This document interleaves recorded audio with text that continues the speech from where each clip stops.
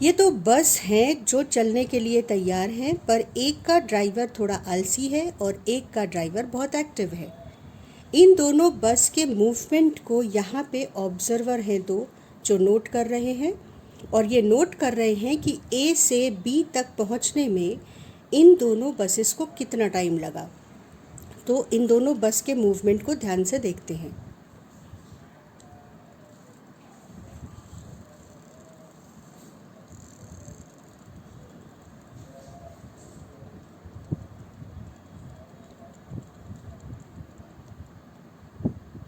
तो दोनों बसेस ए से बी पर पहुंच गईं, लेकिन रेड वाली बस को ये रास्ता तय करने में 1 आवर लगा, जबकि ग्रीन वाली बस को ये रास्ता तय करने में 2 आवर्स लगे।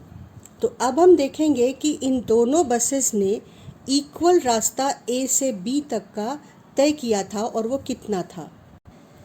इन दोनों ने ये टाइम नोट किया, और बच्चों हमें ये बात ध्यान से समझनी है, ये 15 किलोमीटर का रास्ता था, फिर 25 और फिर ये 25, यानी ए से बी तक पहुंचने में दोनों बसेस ने टोटल 65 किलोमीटर का रास्ता तय किया। लेकिन ध्यान करना, अगर हम ए से सीधा बी की बात करें, यानी शॉर्टेस्ट पॉसिबल रूट की बात करें, तो ए से बी दोनों बसेस ने 26 किलोमीटर की डिस्प्लेसमेंट कवर की। ध्यान दे रहे हो, कितनी डिस्टेंस कवर की? Length of the path 65 kilometres. इसने 1 आवर में, इसने 2 आवर में, लेकिन दोनों ने डिस्प्लेसमेंट कितनी कवर की है? That is shortest distance 26 kilometre. तो अब हम जितनी डिस्टेंस ट्रैवल की है और जितने टाइम में ट्रैवल की है, डिस्टेंस अपॉन टाइम हमको देगा इन बसेस की स्पीड। लेकिन अगर आप शॉर्टेस्ट पॉसिबल रूट की बात करेंगे, जिसमें डायरेक्शन स्पेसिफाई करना ज़रूरी है कि किस डायरेक्शन में चलने पर सबसे छोटा रास्ता मिलेगा, तो डिस्प्लेसमेंट अपॉन टाइम से हमको मिलेगी वेलोसिटी। डिस्टेंस जिसमें डायरेक्शन स्पेसिफाई करना ज़रूरी नहीं है, जब उसे हम टाइम से डिवाइड करेंगे तो हमें स्पीड मिलेगी। तो क्योंकि डिस्टेंस एक स्केलर क्वांटिटी है, तो स्पीड भी एक स्केलर क्वांटिटी है, लेकिन डिस्प्लेसमेंट एक वेक्टर क्वांटिटी है। तो अगर डिस्प्लेसमेंट को आप टाइम से डिवाइड करते हो तो आपको मिलेगी वेलोसिटी। यानी डिस्प्लेसमेंट एक वेक्टर क्वांटिटी है, उसके लिए आपको डायरेक्शन स्पेसिफाई करना ज़रूरी है मैग्नीट्यूड के साथ, तो वेलोसिटी भी एक वेक्टर क्वांटिटी है। तो पिछले क्लास में हमने सीखा था डिस्टेंस और डिस्प्लेसमेंट टर्म्स के बारे में। आज हम सीखने जा रहे हैं स्पीड और वेलोसिटी के बारे में। So children, red bus takes 1 hour to move from point A to B, travelling 65 kilometres in 1 hour. तो डिस्टेंस को अगर टाइम से डिवाइड करेंगे तो हमको जो मिलेगा उस क्वांटिटी को हम बोलेंगे स्पीड, और ये हो जाएगा 65 upon 1 hour, that is 65 kilometre per hour. लेकिन अगर डिस्प्लेसमेंट को टाइम से डिवाइड करेंगे तो जो क्वांटिटी हमें मिलेगी उसे हम कहेंगे velocity. And displacement is vector, therefore velocity is also vector, and red bus velocity is 26 kilometer per hour. So are you getting the difference between the two terms, speed and velocity? Speed is length traveled by the object divided by time, and this velocity is displacement covered by the object divided by the time. So now you calculate speed and velocity for green बस, क्योंकि green बस ने भी वही distance और displacement cover की but in 2 our. तो speed of green बस is 65 upon 2, that is 37.5 kilometre per our, sorry 32.5 kilometre per our. और वेलोसिटी कितनी हो गई? Displacement upon time, that is 13 kilometre per our. So I think you are getting difference between scalar speed and vector velocity. अब दो terms हैं जो बहुत interesting हैं। एक टर्म है एवरेज स्पीड और एक टर्म है इंस्टेंटेनियस स्पीड। देखो, इस बच्चे को एक शरारत सूझी।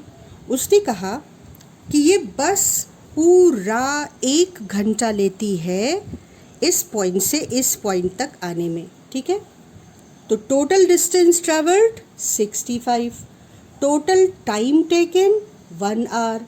लेकिन अगर मैं इस बस को सिर्फ 5 मिनट में कितना डिस्टेंस चली ये देखूं तो बस 5 मिनट में इतना चलती है मान लो। फिर इसको लगा नहीं 5 मिनट तो बहुत ज़्यादा टाइम है, केवल 1 मिनट, तो 1 मिनट में इतना ही चलेगी। फिर इसको लगा नहीं 1 मिनट भी बहुत ज़्यादा टाइम है, 1 सेकेंड, तो बस हिली बस। फिर इसको लगा 1 सेकेंड भी बहुत टाइम है, फ्रैक्शन ऑफ सेकेंड। ध्यान देखो, ये क्या कर रहा है बच्चा, ये वो टाइम कम करता जा रहा है जिसमें ये इसके डिस्टेंस को मेज़र कर रहा है। 1 घंटे से कम करके 5 मिनट, 5 मिनट से कम करके 1 मिनट, 1 मिनट से कम करके 1 second, and then fraction of second, a movement. तो जब हम टाइम ड्यूरेशन कम करते जाएं जिसमें हम ऑब्जेक्ट की स्पीड को या ऑब्जेक्ट के डिस्टेंस को मेज़र कर रहे हैं, तो हम किधर बढ़ रहे हैं, एक इंस्टेंट पर उसकी स्पीड पर, एक इंस्टेंट पर उसकी वेलोसिटी पर। ये कॉन्सेप्ट इंटरेस्टिंग भी है और इम्पोर्टेंट भी। देखो, स्पीड को हम क्या कहते हैं, जितना डिस्टेंस चले और जितने टाइम में चले उसका रेशियो। वेलोसिटी को हम कहते हैं जितना डिस्प्लेसमेंट कवर किया और जितने टाइम में किया। लेकिन टाइम का मतलब क्या, टाइम का मतलब है time interval, displacement upon time interval. इसका मतलब ये हुआ, टाइम इंटरवल का मतलब हुआ कि इस बच्चे ने जब इस बस ने चलना शुरू किया उस समय टाइम को 0 पे सेट किया, ठीक, t=0। और जैसे ही इसने बस ने चलना शुरू किया, इसने इस स्टॉप वॉच को ऑन कर दिया और अपने साथी को ये इन्फॉर्म कर दिया कि t=0 पर बस ने चलना शुरू किया। जैसे ही बस B पर पहुंचती है, इसका दूसरा साथी और ये खुद इस स्टॉप वॉच को बंद कर देते हैं। तो t=0 से बस ने चलना शुरू किया और t= जो भी टाइम है, 1 घंटा, 2 घंटा, 10 मिनट, जो भी टाइम है, उस टाइम पर जैसे ही बस B पर पहुंचती है, दोनों बच्चों ने इस स्टॉप वॉच को बंद कर दिया। तो अब t=0 पर इस वॉच को ऑन किया और जब ये बस B पर पहुंच गई तो उस टाइम पर दोनों बच्चों ने एक दूसरे को कम्युनिकेट करके स्टॉप वॉच को बंद कर दिया। तो ये हो गया t=0 से यहाँ तक पहुँचे तो t=1 आवर का टाइम इंटरवल। आई होप कि तुम्हें टाइम इंटरवल का कॉन्सेप्ट समझ में आ रहा है। और जब हम इस टाइम इंटरवल को रिड्यूस करते हैं तो इसका मतलब क्या हुआ, ये बस जब चलती है तो हम कहते हैं कि t=0, ठीक। उसके बाद जब बस थोड़ा सा ही चलती है, जैसे ही चलती है हम स्टॉप वॉच ऑन करते हैं और थोड़ा ही चलने पर हम स्टॉप वॉच बंद कर देते हैं और हम देखते हैं कितना डिस्टेंस चली। अब ये जो स्टॉप वॉच को बंद करने का काम है, ये हम जल्दी करें अगर तो ये t=0 पर बस चलेगी और स्टार्ट करेंगे और जैसे ही बंद कर दिया तो तुम देख रहे हो कि ये टाइम घटता चला जा रहा है। इसके बाद हमने नेक्स्ट टाइम जब बस चली तो हमने पहले ऑन किया और ऑफ कर दिया।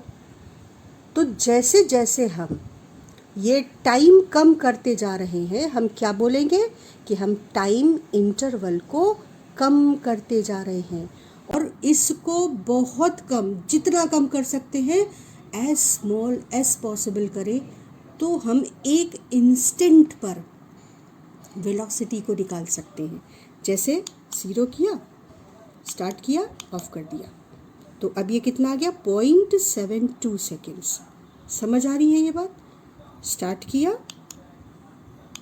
बंद कर दिया, ये 0.34 सेकेंड। हम टाइम इंटरवल कम करते जा रहे हैं, 0.34 सेकेंड। सो बेटा time interval means the duration of time when journey started and when journey ends. ठीक है ना? अब हमने कहा कि हम ये time interval instead of keeping it from t equal to 0 to t equal to 1 hour, हम इस टाइम इंटरवल को कम करना चाहते हैं और हमने t इक्वल टू 0 से t इक्वल टू 1 मिनट देखा। उसके बाद t इक्वल टू 0 से और भी कम टाइम कर दिया, 1 सेकेंड में ही देख लिया कि कितनी डिस्टेंस ट्रैवल करी बस ने। फिर t इक्वल टू 0 से t इक्वल टू 0.1 सेकेंड, यानी टाइम इंटरवल जिसमें हम बस की डिस्टेंस ट्रैवल्ड को मेज़र कर रहे हैं, कम करते चले जा रहे हैं। कितना कम? जितना कम हो सकता है। t इक्वल टू 0 से t equal to 0.000001 second, that means very very short time interval. तो this is the speed or velocity of the bus at any moment, at any instant। तो हमने क्या कहा कि distance traveled in very very short interval of time is called instantaneous speed। So displacement traveled in very very short interval of time is instantaneous velocity। ये है instantaneous speed और instantaneous velocity का मतलब। अब ध्यान से सुनो कि एक और टर्म हम यूज़ करते हैं, average speed and average velocity. Average speed, सोचो बस के केस को फिर से लो। बस ए से 15 किलोमीटर गई 1 आवर में, फिर इस पॉइंट से इस पॉइंट तक 30 किलोमीटर की डिस्टेंस उसने कवर की 2 घंटे में, और फिर इस डिस्टेंस से इस डिस्टेंस, इस पॉइंट से इस पॉइंट तक 60 किलोमीटर की डिस्टेंस उसने कवर की 4 आवर में। तो हम एवरेज स्पीड किसे कहेंगे? ध्यान से देखो, average speed is equal to total distance, total distance upon total time taken, that is average speed. तो टोटल डिस्टेंस उसने कितनी चली? 15 प्लस 30 प्लस 60, 90 प्लस 100, 105 किलोमीटर। और कितने टाइम में ये डिस्टेंस कवर की? 1 hour plus 2 hour, 3 hour and 4 hour, that is 7 hour. तो ये हो गया average speed of the bus. और एवरेज वेलोसिटी क्या हो जाएगी? डिस्प्लेसमेंट अपॉन टाइम, है ना? तो मान लो कि रैंडमली, मैंने कैलकुलेट नहीं किया है, पर मान लो कि रैंडमली ये डिस्प्लेसमेंट हो 21 किलोमीटर, और कितना टाइम लगा इसको पूरे प्रोसेस यहाँ से यहाँ तक पहुँचने में? Total 7 hour. तो average velocity will be 21/7, that is 3 kilometre per hour, जबकि एवरेज स्पीड है 15 किलोमीटर पर आवर। तो अब एक क्वेश्चन दिमाग में उठ सकता है कि instantaneous speed, instantaneous velocity, average speed, average velocity, इतने सारे टर्म्स कॉइन करने और डिफाइन करने की ज़रूरत क्या थी? तो उसकी वजह है प्रैक्टिकली जब कोई ऑब्जेक्ट, कोई व्हीकल चलता है तो उसकी स्पीड कांस्टेंट नहीं रहती। वो कभी तेज़ चलता है, कभी धीमे चलता है, कभी वो उतने ही टाइम में ज़्यादा डिस्टेंस कवर करता है क्योंकि तेज़ चल रहा था, और कभी वो उतने ही टाइम में बहुत कम डिस्टेंस कवर करता है क्योंकि भीड़ वाली जगह पर चल रहा था और उसे बहुत स्लो चलना पड़ रहा था, बार बार उसको ब्रेक लगाना पड़ रहा था, बार बार हो सकता है उसको डायरेक्शन बदलना पड़ रहा हो। तो इसलिए डिफरेंट रिक्वायरमेंट के हिसाब से डिफरेंट टर्म्स को डिफाइन करना पड़ा। तो क्योंकि हम अलग अलग तरीके से अपनी जर्नी को पूरा करते हैं, तो हमने अलग अलग टर्म्स डिफाइन किए, और उसमें से एक टर्म है uniform speed and non uniform speed. 2 और नए terms. So what is uniform speed? Uniform speed is if object travels equal distance in equal time interval throughout the journey, then speed is said to be uniform. मतलब एक बस एक घंटे में अगर 1 kilometre चलती है, फिर अगले घंटे में वो 1 किलोमीटर ही चले, फिर अगले घंटे में वो 1 किलोमीटर ही चले, तो उसको बोलेंगे कि बस यूनिफॉर्म स्पीड से चल रही है. And in case object travels unequal or different distance in equal time interval, इन दोनों में कितना डिफरेंस है देखो. इन दोनों डेफिनेशंस में केवल एक टर्म का डिफरेंस है.